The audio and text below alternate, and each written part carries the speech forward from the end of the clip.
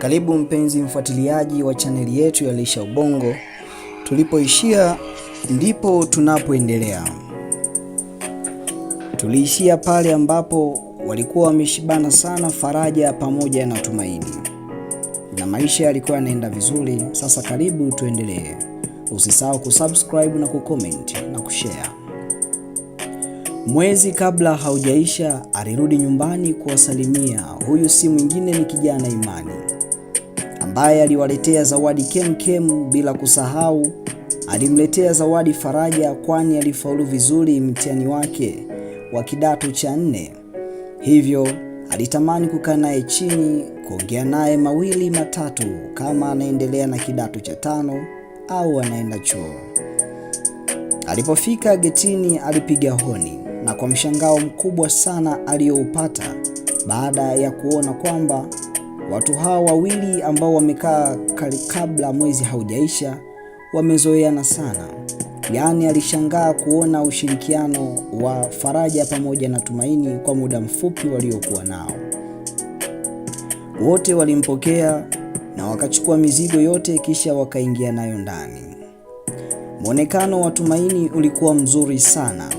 Kwa sasa alitakata na alikuwa hasuki, ila hunyoa mitindo mbalimbali ambayo humfanya apendeze zaidi, kiasi cha Imani kumtazama sana kwa kushangaa urembo ule wa Tumaini. Waliingia ndani na kuendelea na mazungumzo. Basi wakiwa kwenye mazungumzo hayo, Imani aliingizia mada ya kwenda advance pamoja na zawadi. Kwa kuwa umri wa Faraja ulikuwa mdogo, basi walipendekeza aendelee na advance. Pia yeye mwenyewe aliridhia swala hilo la kushauriwa aendelee na kidato cha 5. Baada ya kupiga soga kwa muda mrefu, Faraja aliaga kuwa anaenda kupumzika. Hivyo aliwatakia usiku mwema, na huo ulikuwa mwanzo wa uhuru baina ya watu wawili hawa, Imani na Tumaini, ambapo Tumaini alitamani kujua mengi kuhusu uhusiano wa Imani na kaka yake. Baada ya kuwa amezitazama zile album na kuona kuwa wana ukaribu sana na walikuwa wana ukaribu mno, Tumaini alianza kuuliza akisema, "Samahani kaka Imani, unanijua mimi kabla?" "Hapana." "Kwa nini umenisaidia na hunijui?" "Kwa kuwa ulikuwa unahitaji msaada, au nilikosea?" "Hapana, usiseme hivyo jamani, sina maana hiyo. Nilitamani kujua, kwani nimeona kama una ukaribu na mtu ninayemfahamu." "Ni nani huyo?" "Huyo hapa," huku akimwonyesha picha inayomwonyesha Imani akiwa amesimama na kaka wa Tumaini. Tumaini alimuuliza, "Unamjua huyu? Tafadhali naomba unijibu." "Ni nani yako kwani?" "Kaka yangu." Usiumize kichwa Tumaini, kwa kuwa duniani wawili. Wewe ni kaka yako, mimi huyu ni rafiki yangu, pengine wamefanana tu." "Hapana, sio kweli. Huyu ni kaka yangu kabisa. Namjua vizuri." Aliongea huku akilia sana, akitokwa na machozi. Imani alimuuliza, "Kwa nini unalia?" "Nalia kwa sababu huyu kaka yangu kwa sasa ni marehemu. Inaniumiza kila ninapoona picha yake, na wewe utakuniambia ukweli." Usilie sasa. Huyu mimi ni rafiki yangu na tuna ukaribu mkubwa sana." "Rafiki yako?"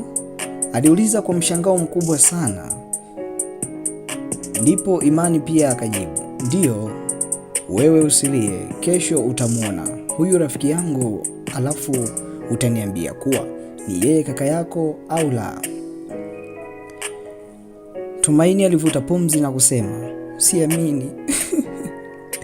"Siamini kuwa kaka yangu yupo hai. Yaani haiwezekani. Hii haiwezekani. Haiwezi kuwa kweli. Kwa nini asinitafute mimi nateseka hivi? Sitaki kuamini. Sitaki kuamini."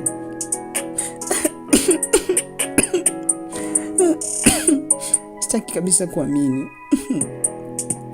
Usiwe na mawazo sana Tumaini, kwani haya mambo hutukia mara kwa mara duniani. Hapana, Inauma, mtu ambaye unajua amekufa kumbe yupo hai, na kwa nini asinitafute? Kwa nini? Aliongea huku akitikisa kichwa chake. Kwa kuwa usiku ulishaingia, basi ilibidi waende kulala. Ila kwa upande wa Tumaini haikuwa hivyo, kwani yale maneno ya kaka Imani hayakumkaa kabisa kichwani. Alitamani kupambazuke haraka ili akamwone huyo kaka yake marehemu na kumuuliza maswali mengi sana. Kulipopambazuka, wa kwanza kuwahi kuamka alikuwa ni Tumaini, na aliendelea kufanya usafi hadi ilipofika mida aliyozoea kuamka Faraja. Tumaini alienda kumwamsha Faraja, kwani siku hiyo Faraja alipitiwa. Baada ya Faraja kuamka, yeye alienda kujiandaa, na wakati huo Imani alikuwa tayari ameamka na kwenda kujiandaa kwa ajili ya safari iliyokuwa mbele yao. Baada ya wote kuwa wamejiandaa, Imani aliwachukua wote wawili na kwenda nao hadi sehemu moja hivi ambayo ni maalumu kwa ajili ya kujiburudisha kama ilivyo Kinyerezi Park au Sigara huko Dar es Salaam Temeke Chang'ombe. Walipofika tu walilipia na kuingia ndani, kwa kuwa Furaha aliletwa huko kama sehemu ya pongezi kwa kufaulu vizuri. Ilibidi watafute sehemu nzuri ya kupumzika ili wapate hata kifungua kinywa. Baada ya hapo, Imani ampeleke Faraja kutafuta anachopenda kama pongezi. Basi wakiwa wanafungua kinywa kwa kupata chochote kitu, chai na vitafunwa, mara ghafla alitokea mtu mbele yao na kuwasalimia. Pindi Imani alivyogeuka, alimjua kuwa huyo ni rafiki yake, hivyo alimkaribisha kati yao ili apate kujumuika nao. Ila haikuwa hivyo kwa Tumaini, ambaye alipata mshtuko mkubwa sana na kuanguka chini baada ya kumwona tu mtu huyo, kitendo ambacho kiliwashtua sana wote waliokuwa pale. Basi alipewa huduma ya kwanza. Baada ya muda mfupi alizinduka na kujikuta yupo kitandani, yaani sehemu ya huduma ya kwanza ambayo ni nzuri na safi sana pale Kinyerezi Park. Alitaka kuondoka, ila alizuiliwa na kuambiwa asijali, yupo sehemu salama. Pia nesi huyo alimjulisha kuwa rafiki zake wapo hapa. Ndipo alipotazama na kuwaona wote wawili, bila kumuona yule aliyemsababisha yeye kuzimia, ambaye alifanana sana na kaka yake. Kwa kuwa Imani alitambua hilo, alimwambia asijali, wao wanatoka ili yeye aongee na huyo anayedhani ni kaka yake, ambaye jina lake aliitwa Abeli. Basi bila shaka yoyote ile, kijana yule ambaye alifanana na kaka wa Tumaini alisogea karibu alipokuwa Tumaini na kumsalimu. Habari dada, unaendeleaje? Nzuri, naendelea vizuri kaka Alex. Sijui wewe. Naendelea vizuri pia, japo jina langu ni Abeli na si Alex. Kwa mshtuko Tumaini anaitikia, unaitwa Abeli? Tafadhali, naomba usinifiche chochote. Niambie ukweli wote kaka Alex. Ulikuwa wapi kwa kipindi chochote? Na ulikuwa unafanya nini? Na kwa nini uwe mbali nami? Huo ndio ukweli wenyewe, kuwa mimi naitwa Abeli na si Alex. Kwani Alex ni nani yako? Kaka Alex, huwezi ukanikataa. Alirudia kusema tena, kaka Alex, huwezi ukanikataa. Nasemaje, huwezi ukanikataa kaka. Kwa kipindi chote hicho nimeteseka nikijua kuwa umefariki, kumbe upo hai. Alafu leo unasema wewe sio Alex. Aliongea haya huku akitokwa na machozi ya uchungu, ambayo yalionyesha wazi kuumizwa na majibu ya Abeli. Abeli hapa sauti yake ilipoa na kuwa ya chini mno, ambayo ilibeba hisia kali sana juu ya alichokiongea, akisema, samahani sana dada Tumaini kama nitakuwa nimekukosea, ila mimi nilitamani kujua huyo ambaye unamuita Alex ni nani kwako na kwa nini unamfananisha na mimi. Tumaini kwa sauti ya uchungu iliyojaa majonzi mazito alimwambia Abeli, sitaki maswali yako na kuomba uniache nikae mwenyewe, kwani nahisi kuchanganyikiwa.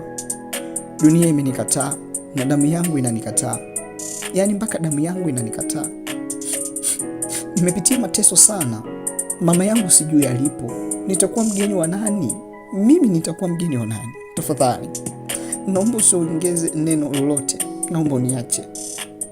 Naomba uniache tafadhali. Tafadhali. Tafadhali, mawazo yataniua mimi jamani. Mawazo yataniua.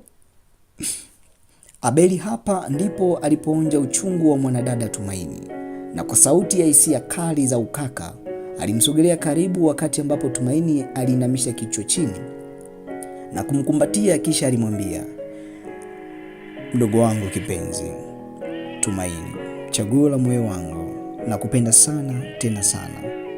Nipo mbele yako, naomba radhi kwa niaba kwa kuwa mbali na wewe kwa kipindi chote hiko.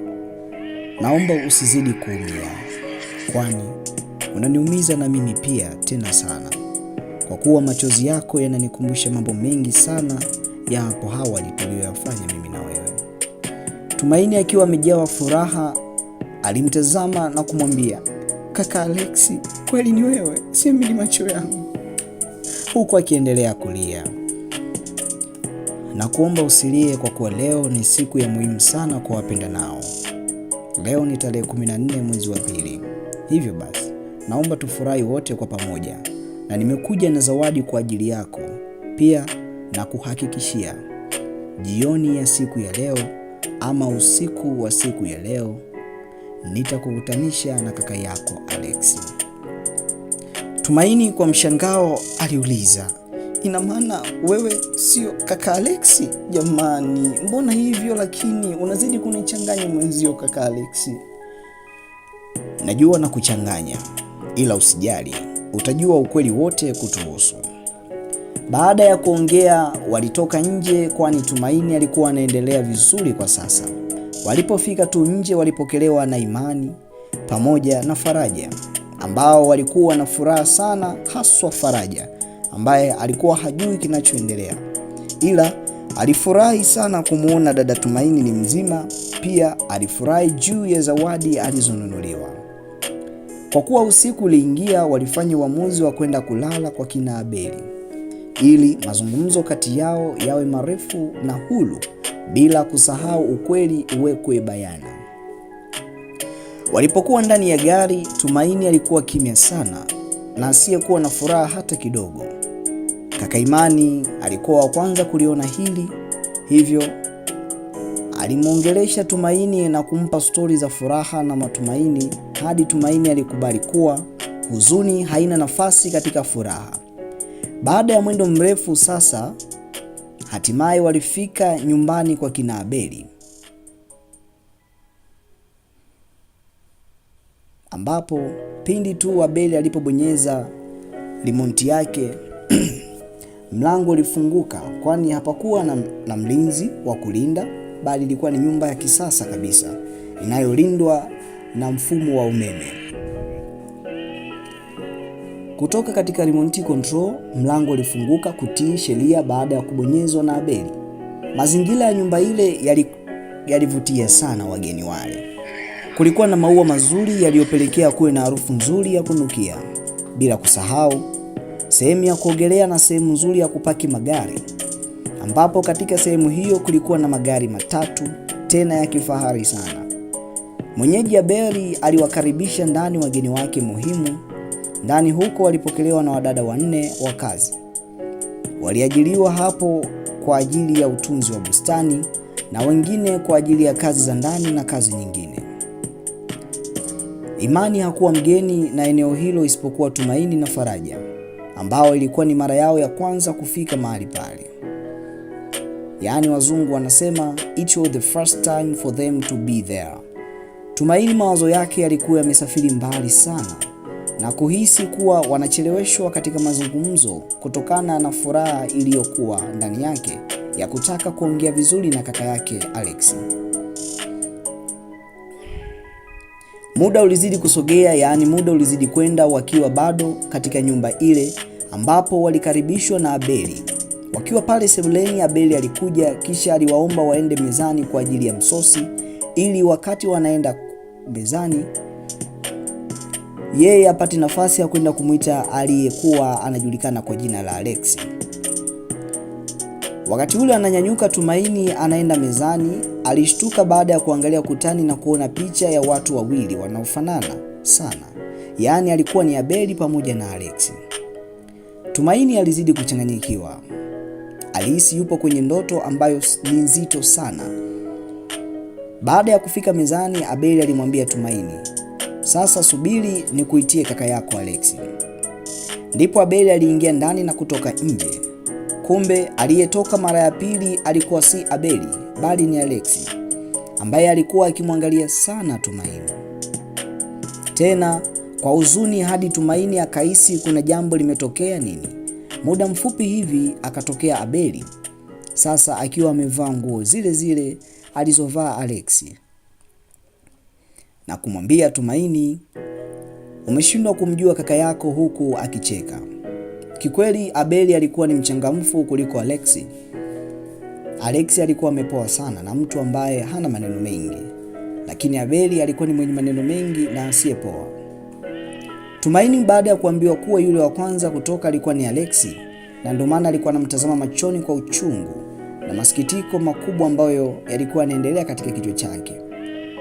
Kwa furaha alinyanyuka kwenye kiti na kumkimbilia kaka yake Alex kwa lengo la kumkumbatia. Lakini kwa bahati mbaya sana aliteleza na kuangukia kichwa, ambapo ilipelekea yeye kuumia vibaya na kutoka damu nyingi sana. Walimpatia huduma ya kwanza, kisha walichukua gari na kumpeleka hospitali ya binafsi kwa haraka sana. Kwa kweli ilikuwa huzuni, kwani usiku uliokuwa wa furaha ulibadilika na kuwa huzuni kubwa. Faraja alikuwa analia huku akilitaja jina la dada Tumaini kiasi cha kusababisha wengine nao kuwa na majonzi zaidi pindi wanapolisikia jina la Tumaini kutajwa. Merci beaucoup. Asante sana kwa kusikiliza. Tutaendelea siku inayofuata kuangalia, je, ukweli utawekwa bayana? Na kwa nini mapacha hawa watengane? Na kwa nini Faraja hamjui pacha Abeli anamjua Alex? Endelea kuangalia na kufuatilia chaneli yetu ya Lisha Ubongo. Usisahau kucomment, kushare, kusubscribe pia. Wewe ni mtu wa muhimu sana katika chaneli yetu. Nikutakie kila jema. Asante sana. Merci beaucoup.